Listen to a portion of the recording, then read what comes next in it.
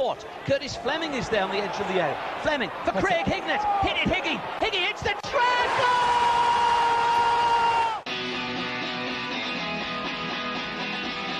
Avenelli coming alive again. Juninho wants the ball played to him. Avenelli spots out Emerson!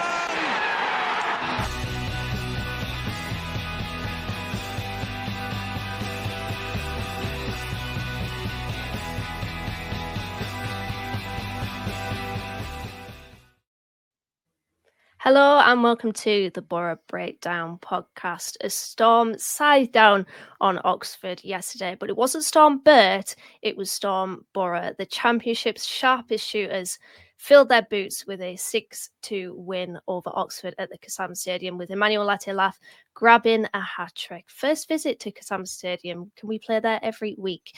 Tom Green and Matt Rowney join me for this one, with Johnny away, recovering from a fractured jaw, as you do. So we wish Johnny all the best in his recovery. You two, we've got a lot to talk about again this week.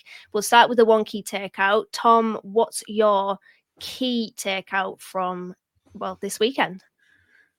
Firstly, wow, what a result. It was completely unexpected. I went into yesterday's game a little bit apprehensive, I think, because of the amount of changes. Obviously, the two major ones in centre midfield, Senny Dieng coming back ill. For me, just that amount of changes kind of made me nervous. And going into Oxford, I was always kind of wary anyway, because I was aware that they had a fairly decent home record this year. So, like, before the game, I saw something might have been on Twitter or something saying how many people would have taken a point before the game, and I was like, I wouldn't have been that negative, but, you know, if we'd have come away with a point, I wouldn't have complained about it. And then the game happens, and I was just like, I can't believe how, compared to at the start of the season, how lethal we have become now in front of goal. And the fact that, you know, Latelaf's got his hat-trick, Finn Azaz chips in with two as well. They were assisting each other. Like, I mean, I get really kind of nervous about saying we've clicked definitively because, yeah, you know, I always just kind of think that that's going to come back to haunt us. But like, that is probably as close as we could get to me internally saying it and not saying it out loud, thinking, wow, it's really. That partnership up front is really developing between those two, and it's great to see.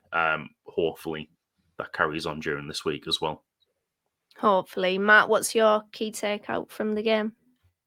I'm going to go as far as to say I think we have clicked. I shared the same reservations as Tom going into yesterday's game. I felt very apprehensive, I think, just around a few typical Boro-isms that I think just embedded within the DNA, you know, coming back from an international break away to a newly promoted team. We've seen the derby, we've seen the Rotherhams, you know. We've been there before. The conditions were absolutely appalling. I thought it was set up to just be one of them really tough days at the office. And even when we went 1-0 down, I thought, oh, God, I just really didn't want our momentum to be disrupted by the international break. And for me, a big tick in that box of have we clicked was whether we could pick it right back up. And I think given injuries as well, players missing, it was a huge test for us. And I know a few more pessimistic fans might look at it and say it's only Oxford, but let's be clear, their record at the Kassam this season has been absolutely fantastic. You know, they'd only conceded, I think, 5 goals prior to Boro's visit yesterday. They'd conceded 6 in one game. They'd only lost once. They'd only dropped 2 points at home all season. So I still think going there under the conditions after an international break with all the changes, I don't think you can understate how great of not only a win it was yesterday, but to pick up from where we left off, to click right back into gear, play some absolutely unbelievable football and be as devastating. I think I was in awe. I was in awe of us yesterday. I really was. So let's just relish this while we've got it. Boro scoring goals like we've never seen for decades, literally. So I think we have clicked, and we are just at the minute such a joy to watch. It's really, really amazing. Yeah, we absolutely are. I think my key takeout is that we have sent a warning shot to the rest of the championship. We're up to 5th now, and I'm still not really one to look too much at the league table because it will change. I mean, when we were recording the last pod, I mentioned that we were 6th, and then by the time that we'd stopped recording, we were 7th. So, there's still changes to be had in the championship and the way that the league table looks. But I think maybe fans of other championship teams have maybe not looked so heavily at Boro because we've been around the middle of the table. We've been inconsistent in our form, but that's the 3rd win on the spin for us. We've scored 15 goals in 3 games. We've got players in fine form. And as I mentioned in my intro, we're the top goal scorers in the championship. That's firstly fantastic for us to obviously get into on the pod. It's fantastic for Boro fans watching us. But we've joined the party now, and hopefully we can stay there because this week and the previous 2 games before the international break is basically a billboard statement that Boro are back. And this is basically what the underlying data, the XG, the expected points, if you even want to lump that in, has basically written out for us. We've not quite connected it. We've not quite made it a reality, but we're kind of seeing it happen now, which is just brilliant. So hopefully this can continue. Are we going to score this amount of goals every week? Probably not. I mean, we've set a standard now. It would be great to, after 4, 5 and 6, if we can add 7 against Blackburn, but let's be honest, that's unrealistic. I'm just happy that we're winning and we have added that consistency and that we've added that clinical touch, because that clinical touch is something that has eluded Boro, particularly in the opening, what was it, like 12 games or so? I don't know how many, I don't know what game we're on now, but we've added that, and that is absolutely brilliant. And I'll never ever take that for granted, by the way. That's something that Michael Carrick's Middlesbrough have been pretty notable at doing, scoring goals and being ruthless. It's taken us a while to do that this season, but we've added that, which is really, really good. For the Oxford game, we'll talk about the team changes first. There were 4 of them, so let me run through them. Dieng was ill on his birthday, so happy birthday, Senny Dieng, have a cold. So Solbrin was handed his championship debut. Dijksteel dropped down in place of Neto Borges, who was back after his own bout of illness. The 2 big misses were Morris and Hackney. They both picked up injuries on international duty, so Howson and Barlasser came in. Morris will be out for a number of weeks, and Hackney is close-ish to returning, Michael Carrick said. Matt, quickly, on that midfield, how big of a miss do you think Aidan Morris is going to be in particular? I think he'll be a big miss, not only for his, I think, consistency and performances, because I think he's been a 7 out of 10 every single game since he come in. He's been an outstanding signing, I think permanent signing of the summer without doubt. And not only is his partnership with Hackney really good, but I think the way that they connect the defence through the thirds into the attack is fantastic. How quickly we can play through the thirds. So I feel like his performances alone, his reading of the game, how good he is at intercepting the opposition. I think them little individual qualities we're going to miss, as well as his partnership with Hackney, his consistency. But I also think just the sheer number of games we've got coming up, I think he's the perfect player. His fitness level, his stamina, the fact he just doesn't stop running, I think he'd be the perfect player to have at a time of the season that's as busy as this. So, I can't lie and say that I'm not a little bit concerned to see Johnny Howson potentially stepping in for him and playing 3 games in a week over the next fortnight. I think that's going to be a real test. So, yeah, I think performance and fitness level, he's a huge miss. I just want to add on the back of that about Barlasser and Howson. I just kind of want to ask a question. I'll ask it to you, Tom. How did you think that Howson and Barlasser did yesterday, stepping in for what has been, what Matt said, such a good partnership between Aidan Morris and Hayden Hackney? I thought they did fine, but it wasn't necessarily a game where we played through where the midfield was that kind of prominent. Yeah, I get that completely. I think we went a little bit more direct with our passing at times, so that where I was seeing people on the ball, it was more Bergsorg and Dork, and as I suppose as well. Don't get me wrong, when they did have the ball, they did fine, but this for me going into it was kind of like a bit of a worry. And I suppose it's a bit of a disservice to Housen and Barlaser because they're both really good players in their own right. But what I would compare it to is when we got promoted, if we were missing Ledbetter and Clayton for a game and we had Julian Dessart and Adam Forshaw in midfield, how would people, feel about that?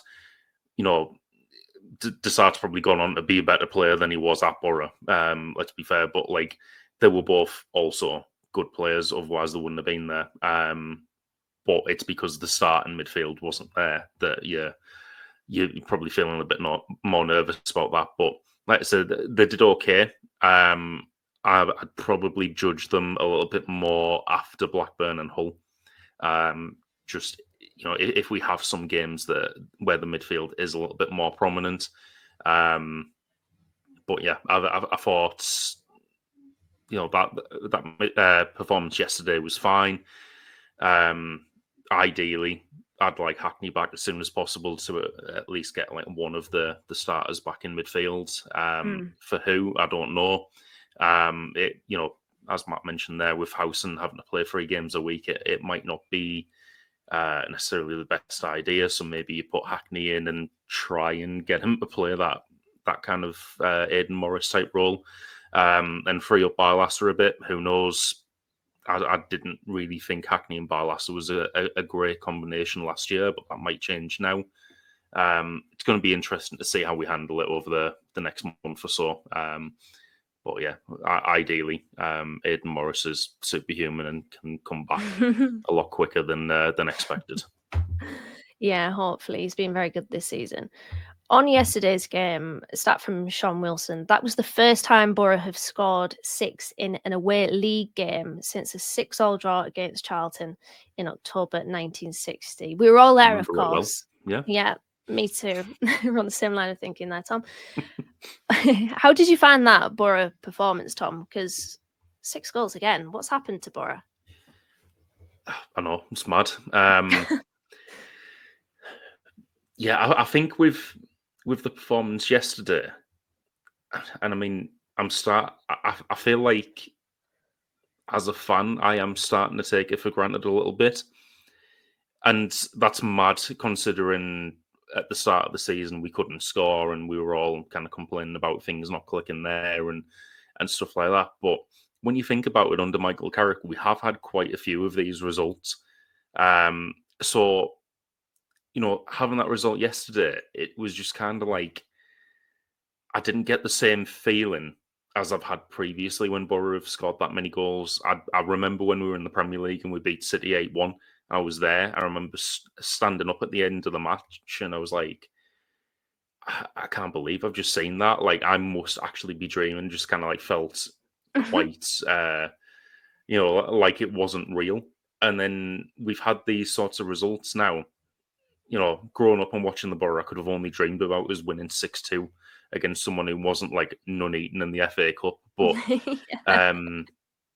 yeah, it's. I'm pretty sure that was 5-2, by the way, just before any YouTube comments jump in to correct me. But yeah, I couldn't ever expect it when I was growing up watching Boro, and now it's just kind of like, oh yeah, we've won by a like high margin again.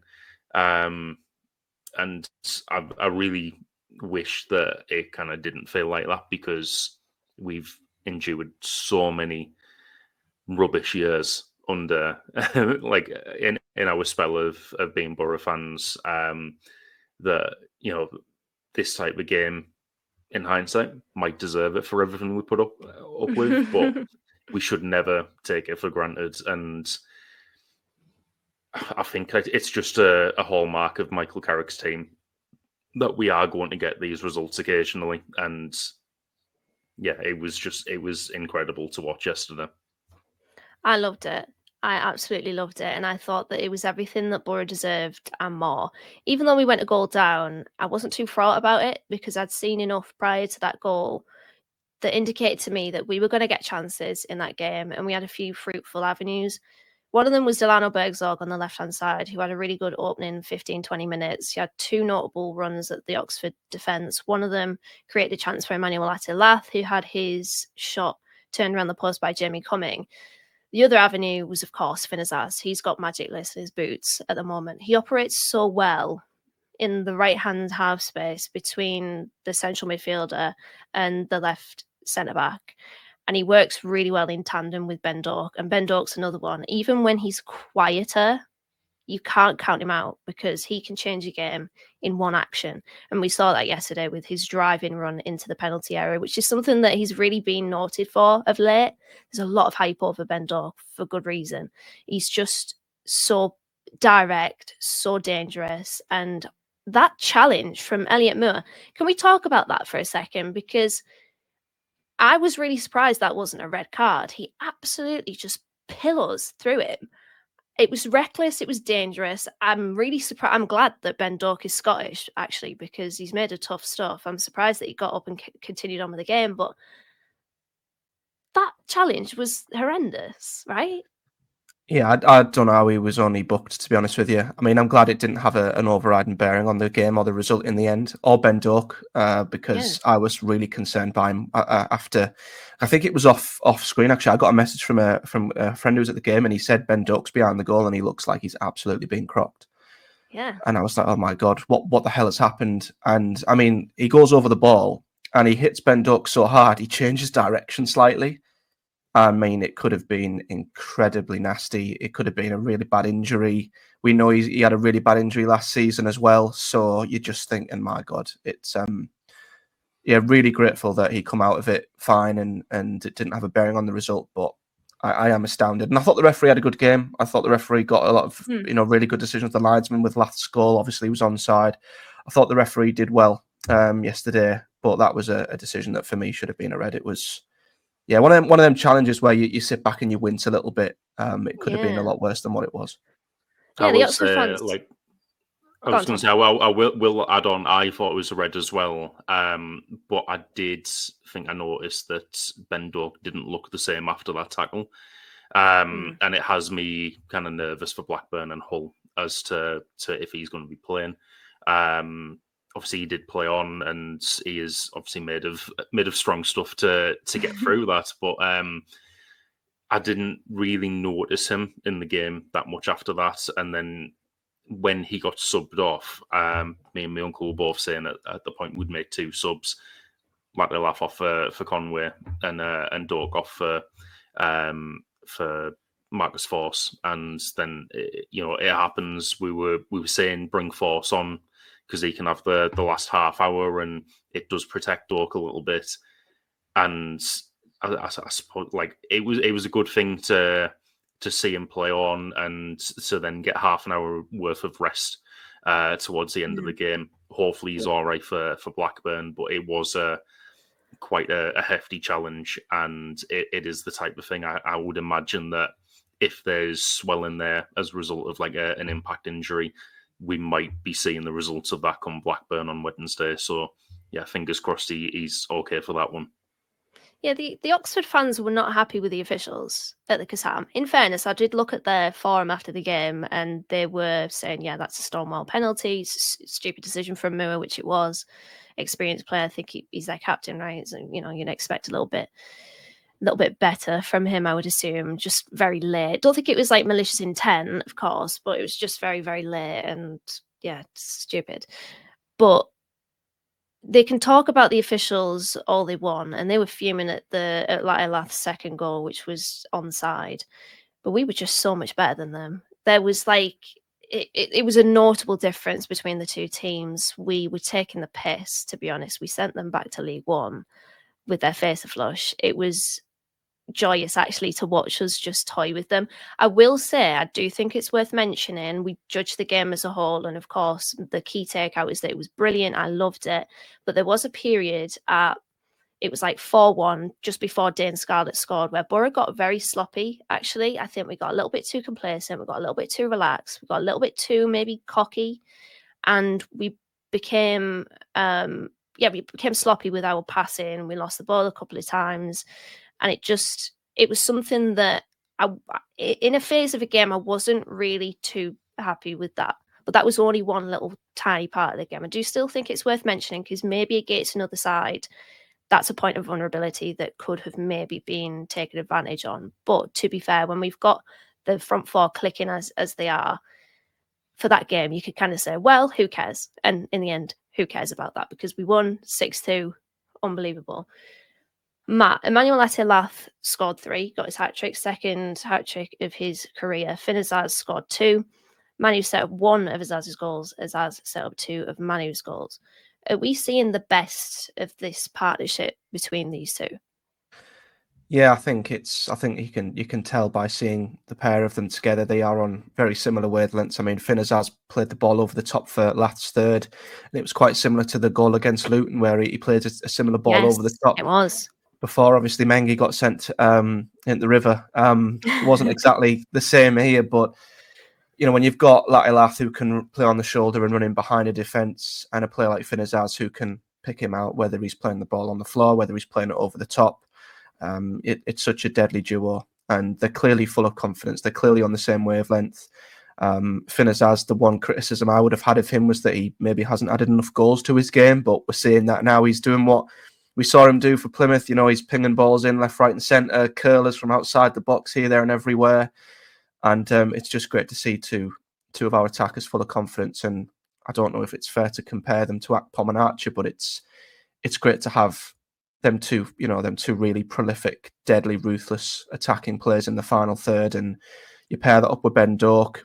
Obviously, I think Ben Doak allows Azaz to have that extra bit of space. But then if they try and maybe mark Azaz, then they're giving Ben Doak too much space. So there's a conundrum there. And then the question of Riley McGree on the left-hand side and what he can bring. The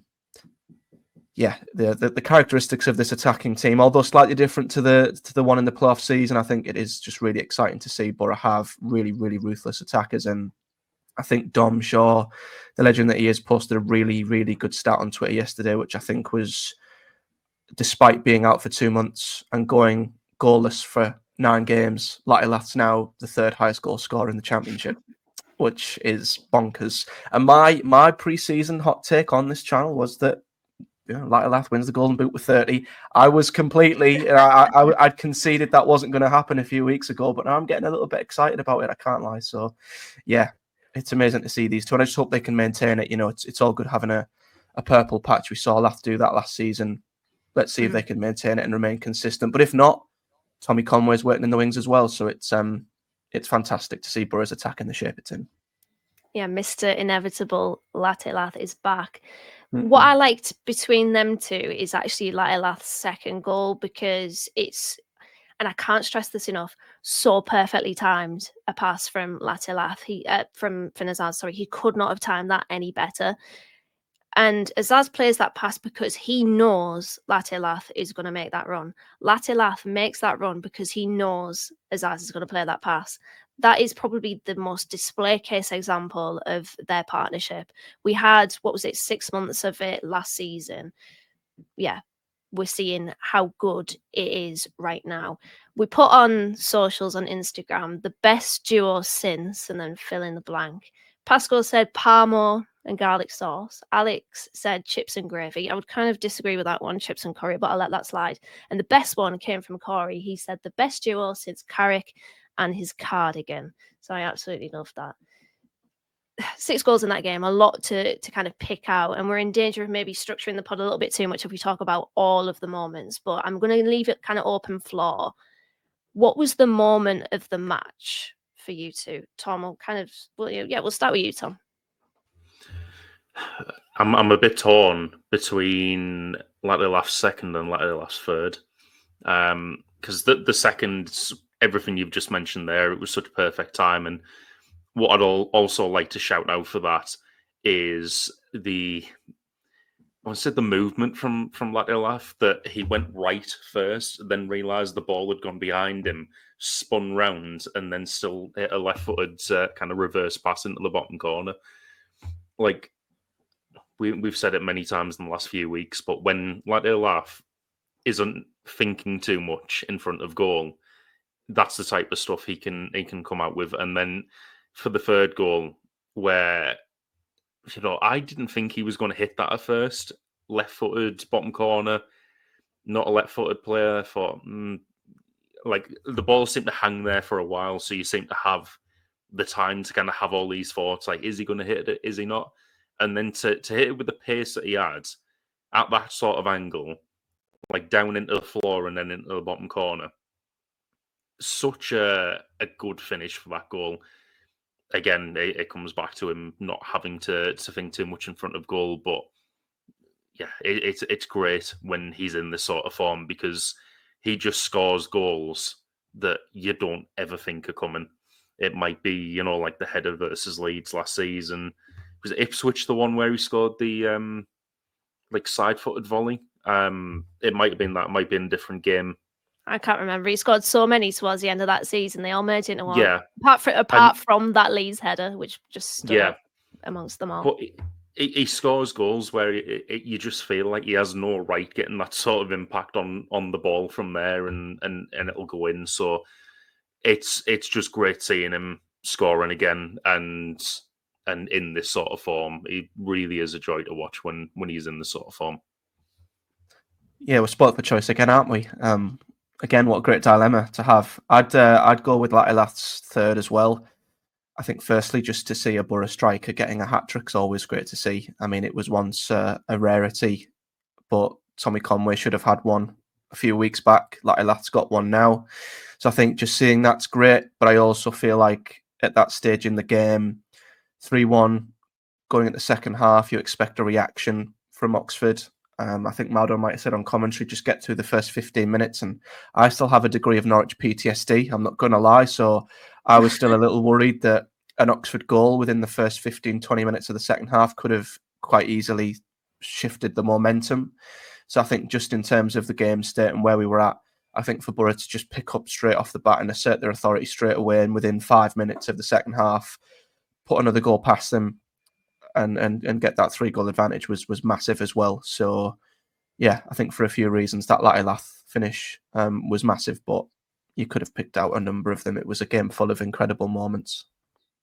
Yeah, I would probably say Latilath second for the reasons that I mentioned. It was just a perfectly timed pass from Finn Azaz, who I really want to mention this because I didn't mention it last pod about Azaz.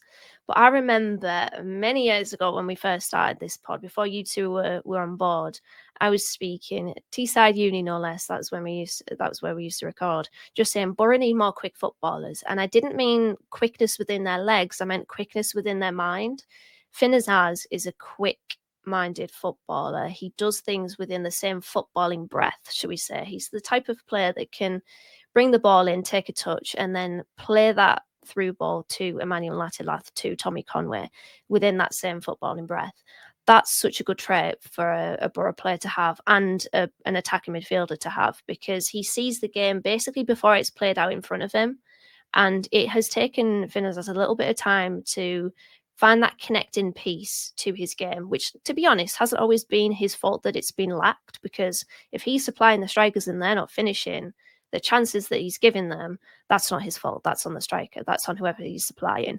Right now, we're seeing him add goals to his game, and also Latilath is helping Finn Azaz out in those assists columns. So I really like Finn Azaz, and I think it's so beneficial for Boro to have somebody that can play the ball quickly like he can, because since I've been supporting Boro, I haven't really known us to have footballers like that.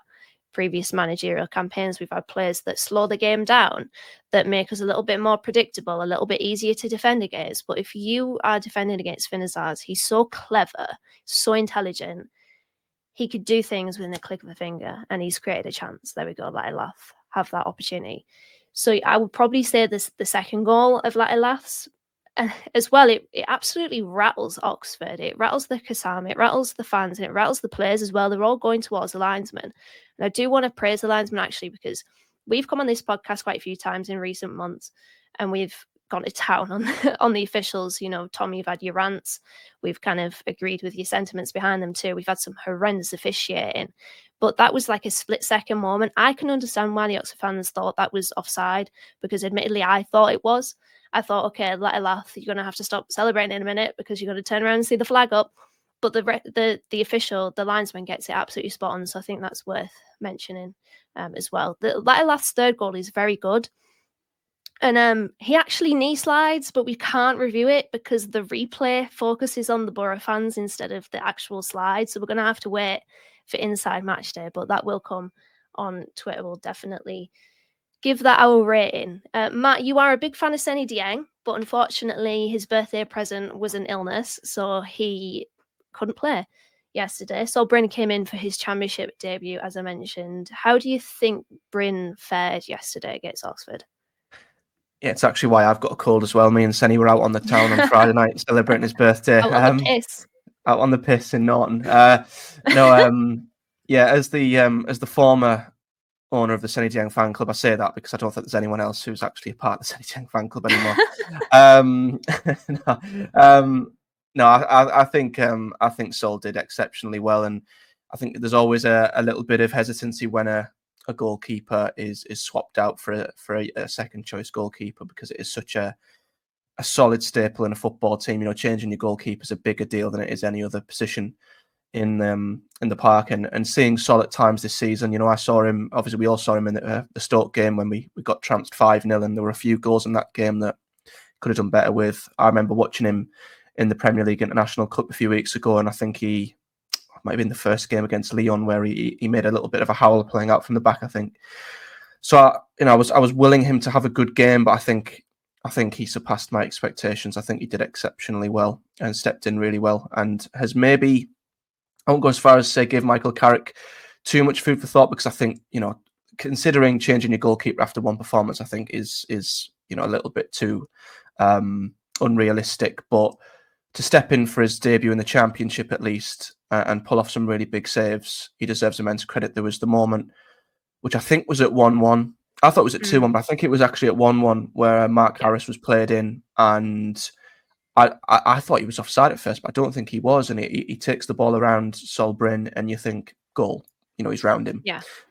He's past him, tap in, and behind again. And then out of nowhere, he claws the ball from underneath Mark Harris, and Clark's there, which, you know, Clark deserves credit for not switching off, not just considering up the goals, you know, to goal. He remained switched on and got there ahead of Harris after that interception. But that was a crucial moment from Sol Bryn, because if the game goes 2-1, who knows? It's a bit of a sliding doors moment within the game. So that was an excellent moment. But he also made, I think, a really big save second half. I think it was a shot from the right-hand side. I don't recall who it was that he tipped.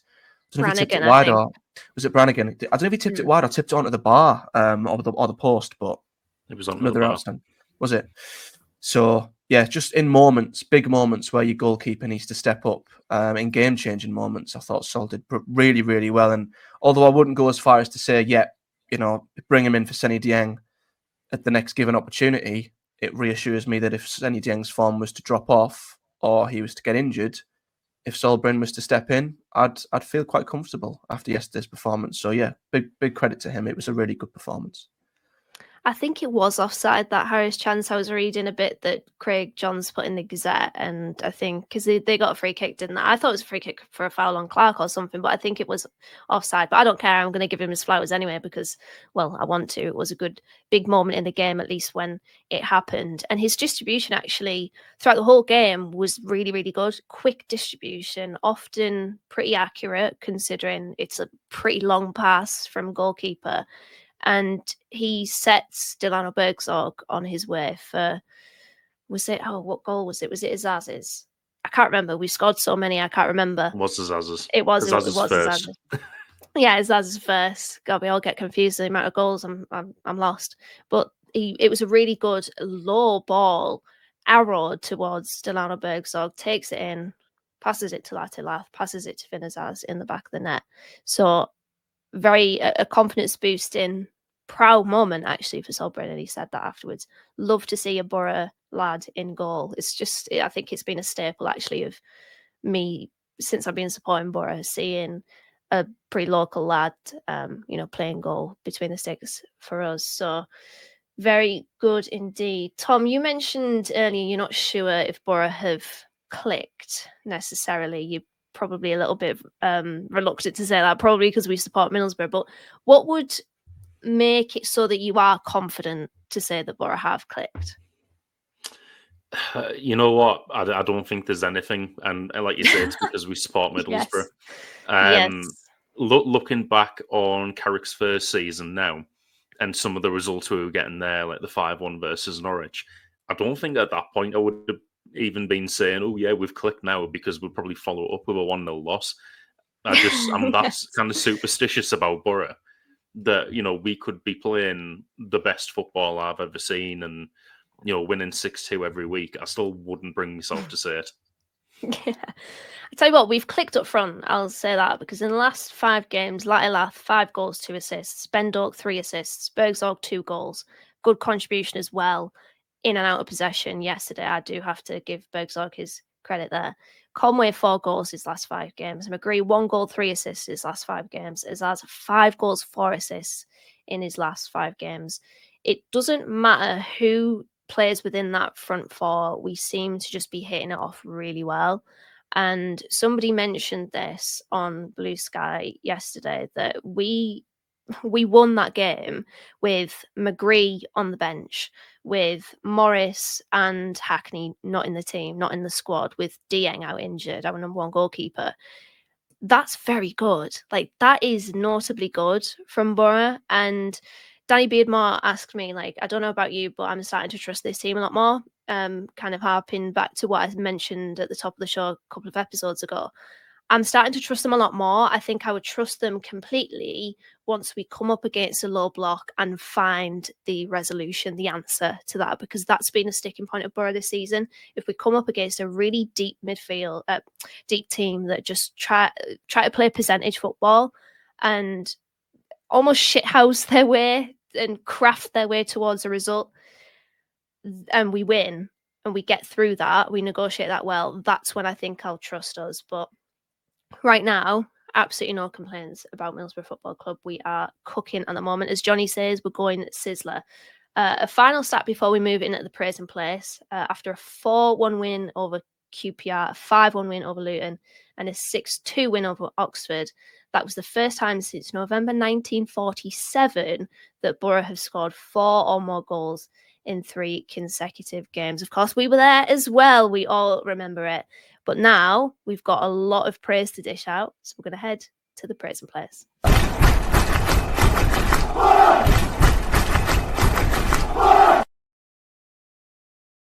Lots to just get at in the praise and place this week. Matt, you want to start us off? Who gets in your praise and place this week? Oh, well, last time out I was praising everyone from the tea lady to the kit man, so I don't know how I can top that. I want to give praise to the Boro fans firstly, because I saw online yesterday there was some absolute nightmare getting down there travel wise with the weather, and I saw buses had broken down and people paying hundreds of quid for Ubers and stuff. So I think the Boro fans deserve immense credit for still making their way down there in what was horrible weather, sitting in a stand right next to where there wasn't one, and the wind and the weather must have been atrocious. So I was delighted for the travelling fans to see us win and score 6. Firstly, you could run through the whole team. I think it's a bit like Luton. I think the standard was so high from everyone near enough. Everyone could go in there, but I think you've just got to then look at the players who maybe exceeded even that. So I'm probably being a bit harsh, not including everybody, but I think Azaz and Latilath just stand out massively. The number of assists and goals they both got combined yesterday. Some of the individual moments we've talked about Azaz, how brilliant he is. Some of the assists, the finishing for especially the 6th goal again, outstanding. And just to see Latilath at his absolute deadly best, them two go without saying. But you could dish out praise to Bergzorg, who, as you say, stepped in and did really well once again. It's another good performance from him. Bendork, in moments, won us that penalty to get us level. I thought Barlas has settled into the game quite well. I think it was the sort of game that suited him, to be fair. And we've already discussed Sol Bryn. So, yeah, praise across the board. But I think I'd single out the fans, Azaz and Latilath. Yeah, also like to echo what Matt said there about the fans, that it just seems like such a typical, typical Boro, but typical British pre-Christmas away trip, where, it's horrendous weather, long trip, but we still make the travel down there in numbers. So And they were pretty much all you could hear during the game as well. So, fair play to our fans for that. Azaz and Lade Laugh, we'll go with the easy ones first. Solbrin, I thought, did well yesterday. Didn't look kind of uncomfortable in that situation at all. So good league debut for him. Hopefully there's more to come at some point. And also like to single out Neto Borges for yesterday. I think he is growing more and more into this team, and I think there's a distinct difference as to what he is offering than what we saw with Engel last season when he was growing into the team. He's getting forward more, and you look at the Azaz's second, that kind of comes from a Neto Borges cross, which gets cleared out insufficiently to the edge of the box, but he's got good technique on his crossing. He's getting forward more. It's what we kind of need from that position. So, fingers crossed he can keep growing into the team and offering something. Well, keep offering something as we go forward. Yeah, I agree with that completely. It's good to see that he is growing into things, Neto Borges, because simply put, he has to. We can't spend more money on another left back, or maybe we can, who knows? We're just going to collect the left backs every transfer window. But I want to mention Latelath for a particular reason. We have, of course, a striker that scores goals, but a striker that can create them as well through his link up with Latelath, I think, link up with himself, link up with Finnessaz, and his movement in and around the box. He's a very busy striker, and he's also scored the majority of his goals this season, 3 out of his 7 goals, with his left foot. The other 2 are from few from right foot and 1 from his head. So he's a striker that can score from any situation, really, and that, much like Azaz being a quick-minded attacking midfielder, is very beneficial for Boro to have from a striker. He can score from his left foot, he can score from his head. We all know his aerial ability, despite his pretty small stature for a striker, and he can score with his stronger right foot as well. So that third goal of his, the hat-trick clincher, just to let it drop down from his shoulder and then volley the ball into the back of the net with his weaker left foot. The left-footed goals I love from Latelath because it's not his strong foot, and yet he's scoring from them. So I really want to praise that because I think it's worth praising. And I also want to praise Delano Bergzor because his contributions to the team in the last 2 games have been really good. He was very direct and dangerous with his running at Oxford yesterday, and I really want to see that from a player playing that left wing role that isn't Riley McGree.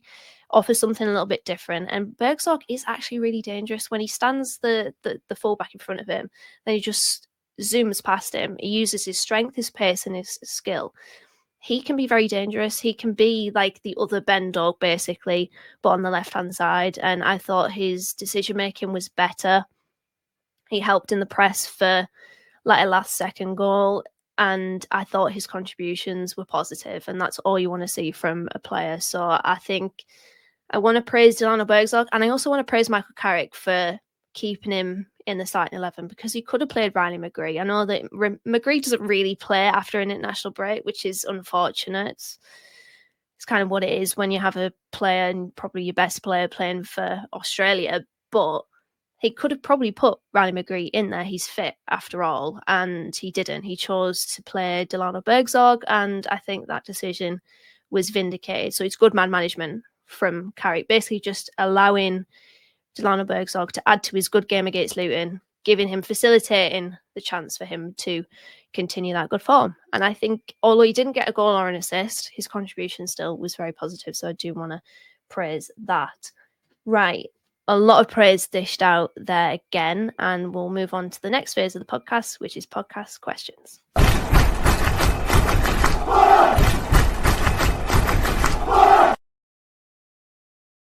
Podcast questions. You know where to find us: Instagram, Facebook, Twitter. We're on Blue Sky now as well.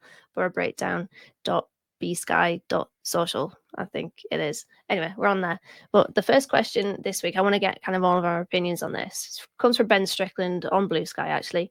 He says, does that result prove that Boro can live on if we lose some of our key players, whether it be injury or sold? Matt, I'll start with you with this one. In areas, maybe. But I think against tougher opposition, there'd still be question marks for me. I think up front, you mentioned the attacking four. I am becoming quite confident in our attacking four, whichever way we pick. I think we can select a certain front four to combat a certain opposition. We saw Carrick do that against Luton really well. So I think when you've got Tommy Conway coming on and scoring, Lath scoring, I think even Bergzorg is proven to be a great option for McGree, Ben Doak. I don't think there's a over-reliance on him. I think we can say that for quite safely now. And Force is back in now, and I absolutely love Marcus Force, so I'm content there. And I also think in areas like goalkeeper, we've seen a little bit of a reliance there now with Sol Brennan. I've always thought the selection of centre backs we've got at this club are absolutely top draw, to be honest. So my only question would be in central midfield still. I do still think ahead to the Burnley and Leeds games, and I would worry about a midfield with Johnny Howson and Barlasser against, especially Leeds. I think there could be a worry that we'd get overran against Leeds, and I think full back still. Maybe there's a bit of a drop off there from Borges and Ayling if they were to not play. So I think in some areas there's still question marks. But in other areas that are really important, like goalkeeper and the attacking four, I would have confidence. So I'm in the middle with that one. Some areas yes, some areas no. Tom? Yeah, I'd agree. I think there is obviously a good reason why we've recruited the way we have. Carrick's mentioned it quite a few times in pre-season, where we've got players who can play different positions, who are comfortable playing in different positions. And I would say that's mainly helped us in terms of an attacking threat. In defence, maybe a little bit light in the full-back areas due to injuries. I agree with Matt. The centre-backs we have at this club, it's embarrassment of riches at centre-back because they all are all arguably, first teamers. So, I mean, centre midfield is probably the area I'm least comfortable with. I would like to see us bring another midfielder in. If we were gonna bring anyone in January, and I think this probably depends on if anyone goes as well, because we did recruit well in the summer. We've got really, really good squad depth, but if anyone goes and we are looking for just that kind of final piece, I would say probably centre midfield, but I'd be hoping for another Aidan Morris where it kind of really comes out of nowhere. The scouting team's heard of him, but no one else really has. And maybe we bring another centre midfielder in as a depth option who's more similar to Morris or Hackney. But I do think the whole thing of having players who can play various positions is really helping us at the moment. And that is an area where if we lose some key players, we hopefully have some that are more than capable of filling in. Yeah, I just want to reference something that I mentioned a couple of podcasts ago, basically saying that I don't think Boro's squad depth is as good as people think it is. I'm still not 100% in disagreement of that opinion now, but it's definitely shown itself to be better than I thought it was. Bergzorg, for example, has definitely stepped up in the last two games. I'd be very worried if Azaz got injured. Like, hopefully the curse of Boro's injury, prolonged injury issues just do not get him, because right now the form that he's in, it will not only affect Boro from that central attacking midfield position, but I think it could potentially affect Latte Lath. It could potentially affect Ben Doak, because I think, and I said on the radio yesterday, that Ben Doak brings out an extra percentage in Finn Azaz. Finn Azaz brings out an extra percentage in Ben Doak. Finn Azaz brings out an extra percentage in Latte Lath, and vice versa. So everything's just clicking in the quartet of our attack. It is probably just the fullbacks, and we are quite light in central midfield, I would say. I know we've got Barlasser and Howson to step up for Hayden Hackney and Aidan Morris, but then if one of those gets injured, you're probably looking at Lon McCabe, who, to be honest, looks like Hayden Hackney's regen, I must say. He looks very calm, composed on the ball. So to be honest, if Howson or Barlasser get injured from now, I wouldn't actually mind seeing Lord McCabe play because he's very highly rated at Middlesbrough, and I can definitely see why. So, yeah, but I think it's probably better than I thought it was a few weeks ago, our squad depth, because it's shown itself to be better than that, which is really, really positive. Jam on Blue Sky, the next question. I'm just going to answer this straight off the bat. Reckon there's enough room in the Finazaz hive? Of course there is. We've just added incense and it smells really nice in there. So yeah, I think there's absolutely room in the Finazaz hive.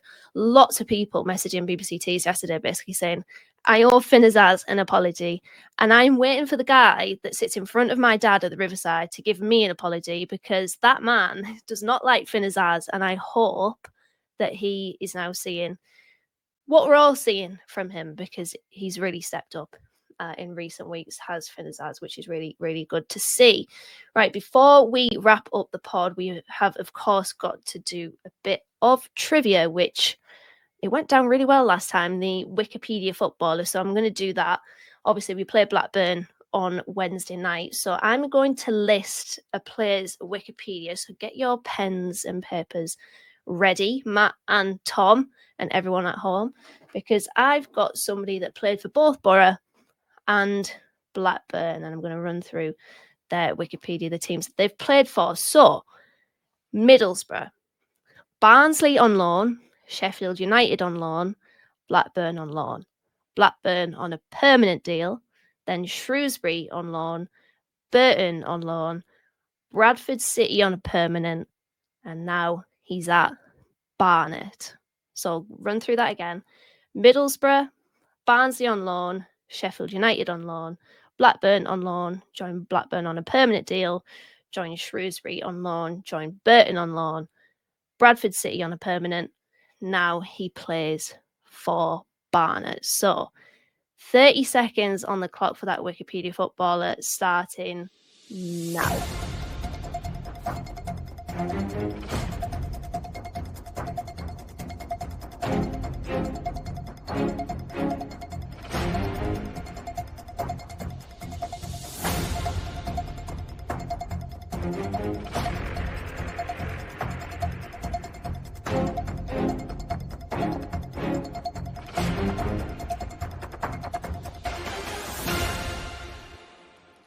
That is it. Time is up. Matt, I'm laughing at you because you look like you know the answer. It's going to look so embarrassing if I get this wrong. I know it is. And maybe I've kind of done you dirty there with that intro, but please reveal your answer, Matt Rowney. I think, is it Harry Chapman? Harry Chapman. Tom? That could be so I've embarrassing. also gone for Harry Chapman. Right. You are both correct. It is Harry Chapman. He plays for Barnet now. How did that happen? That's a very jumpers for goalpost mini clip ass team. Like, how did that happen? Harry Chapman was very highly rated at Middlesbrough, but yes, he's currently playing his trade at Barnet, who I don't even think are in the Football League, right? Are they a non-league club? I can't remember. For me, they play Barnet. Hartlepool in a few weeks. Yeah. They must. Jesus Christ. Yeah, unfortunately, injuries absolutely dogged him, didn't they? So that's probably the reason why Harry Chapman is currently at Barnet. But a very, very highly rated footballer at Middlesbrough, just didn't work out for him at Middlesbrough, and not really so much at Blackburn either. But on that Blackburn game, very quickly before we wrap the pod up, predictions. What are we going for? Matt, I'm going to start with you with this one. Are you feeling confident? Are we going to score 7 goals this time? We have to, right? Yeah, I mean, it would be absolutely atrocious if we didn't, and it would be Carrick out, obviously. I still always get this really horrible apprehension with Blackburn Rovers. I just don't know what it is. At least we're not going to Ewood Park because that would be a guaranteed 2-0 defeat. But I do think we'll back it up with another win. I think with our front four clicking in the manner it is, I just think there's an inevitability that if they get going again, I just don't see anyone outscoring us. I really, really don't. And I just hope that, you know, they get a really good atmosphere at the Riverside. I think they deserve it with the former, and I hope everyone's absolutely up for this. And if they are, there shouldn't be any question. Even if we would score behind, I just have that reassurance, a bit like in the playoff season. I just have that reassurance again that we'll come back and get a few goals. So I'm going to go 3-1 Boro. I think Blackburn will get on the score sheet, but if that front four on it again, I just don't see any other result. Tom, what about you? I'll go 7-3 Boro. I think we'll continue that trend. No, because that actually will happen, won't it? Yeah, probably at some point, yeah. It'd be mad if it did, but I know. you know what? I'm probably going to go 2-0 Boro. I think just bring us back down to earth a little bit with a hard-fought 2-0 win. I was just looking at Blackburn's recent form, and obviously their game got postponed yesterday, so they got a little bit more rest. However, before that, even though they're in ninth, it does look like they've only won once in the last 5 games. So, but that doesn't mean anything with Blackburn. There is still apprehension there, like Matt said. It could be that we're 1-0 up, and then Rudy Justed jumps out the Blackburn and punches Solbrun in the face, gets away with it, and it ends up 1-1. But yeah, I think we go 2-0. Branthwaite kicks Dale Fry's head off again. Oh, his eye, Dale Fry's poor eye. Dale Fry's like sat on the bench and still gets kicked in the head. Yeah, I've just got this weird feeling. Opinions laughing. They might bring Sam Gallagher in on an emergency 1-game loan just to get the result. Don't. You know what? When you were mentioning there, Matt, that you have like a horrible feeling about Blackburn, I was thinking, well, it's probably because of bloody Sam Gallagher, but not playing for Blackburn anymore, thankfully. They've got Eze Perez in goal. They've got Danny Bart, who used to was on loan at Middlesbrough. Who else? Lewis Baker, former Boro loanee. And I think that is it as far as former Boro players go. So, yeah, take your pick. Danny Bart, diving header at some point, maybe. Lewis Baker, I don't know, but hopefully not. Lewis Baker's scoring. He's going to score a 20-yard screamer. Yeah, maybe. Hopefully not, though. I'm probably going to go with... Go with a 2-0. I'm going to go with what you said, Tom. Just ease our expectations a little bit. I mean, it would be so funny if we do end up scoring 7, but it's just I don't think it's going to happen. It can't, right? It's the goal scoring like phenomenon has got to stop at some point. But I'd just be happy with continuing the run, to be honest, because that's what we need. We need to keep ourselves within the top 6. We need to keep ourselves at least within arm's distance of it. So. Yeah, I'd be happy with a 2-0 win and a clean sheet as well. But that is it, guys. Thank you for joining me for this podcast. Lots of goals to talk through, of course, because Boro are treating us at the moment. I'm really not used to it. But if you have listened to this podcast or watched it on YouTube and you've enjoyed it, please do drop a like, drop a comment, get involved in all of the matchday chat. We really appreciate it. And give us a 5-star rating as well if you do enjoy this. But that is it for the Boro Breakdown podcast this week, and we'll be back in your ears next Sunday for hopefully a 7-0 win or something up the Boro.